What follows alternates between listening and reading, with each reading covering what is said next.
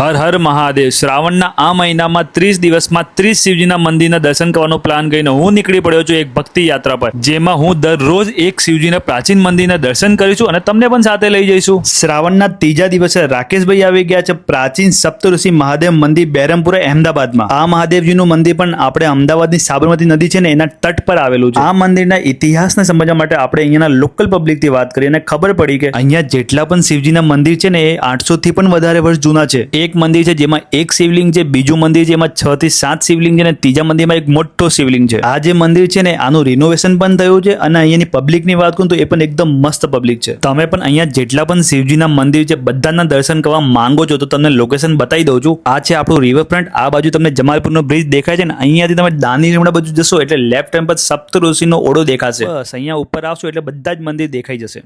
તમે પણ મારા સાથે આ ભક્તિ યાત્રામાં જોડાવા માંગો છો તો એક નાનકડી રિક્વેસ્ટ કરું છું, પ્લીઝ કમેન્ટ કરીને સજેસ્ટ કરો કે બીજા એવા કયા મંદિર છે જ્યાં હું આ ભક્તિ યાત્રામાં શિવજીના મંદિર વિઝિટ કરી શકું છું. બીજું શું, રાકેશભાઈનો વિડીયો છે, લાઈક કમેન્ટ શેર કરવાનું ભૂલતા નહીં. હર હર મહાદેવ.